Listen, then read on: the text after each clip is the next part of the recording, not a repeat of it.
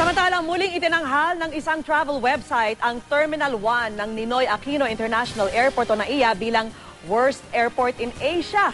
Hiling naman ng pamunuan ng NAIA, bigyang pansin din daw sana ang mga storya ng katapatan ng mga kawani nila. Nakatutok si Michael Fahati.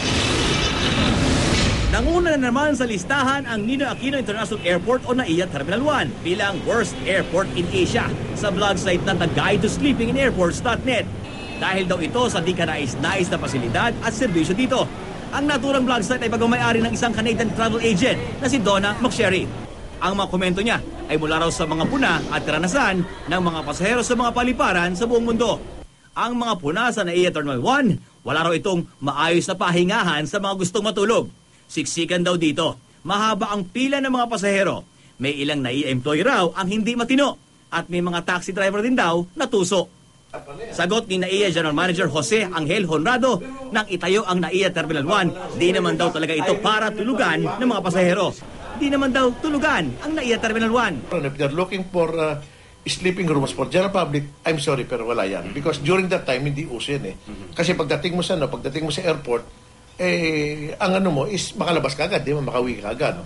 Kasi dito kasi sa Pilipinas, itong Manila kasi, final destination eh. Unlike yung other countries na you're going to wait for your connection. Anong pwede mag-connect dito?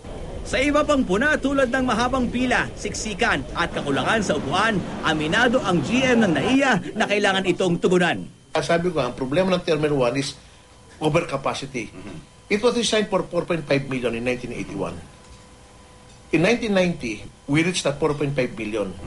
Sometime in 2000, the terminal capacity was increased to 6 million without adding a square inch, without adding a square foot, without adding a square meter.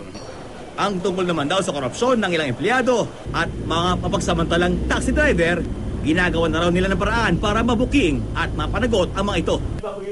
Ang hinihintay daw ni Honrado ay matapos at maayos ang Terminal 3 na ngayon ay kalahati pa lamang ang nagagamit na kapasidad. Pero maaari pa rin daw magkulang ito sa dami ng pasahero. Kaya ang malawakang balak daw ng gobyerno ay ang pagkapatayo ng panibagong paliparan sa loob ng 5 hanggang 7 taon. Ang plano natin is we move to Clarkin, di ba? Kasi unang-una, they have 2,200 hectares all for airport aviation support. Makagawa ka ng 2-3 runway doon. Makagawa ka ng malaking building doon. Kaya lang, at titignan natin dito is the distance between Clark and Manila. Sa ngayon, nagdagdag ng mga booth sa customs area. Nagdagdag din ng mga comfort room at inaayos pa ang ilang sistema para mapabilis ang proseso. Konting pag-unawa, konting pagtites at dating po tayo dyan. We are trying to do our best in order to make air travel as seamless as possible, but we do have our limitation also.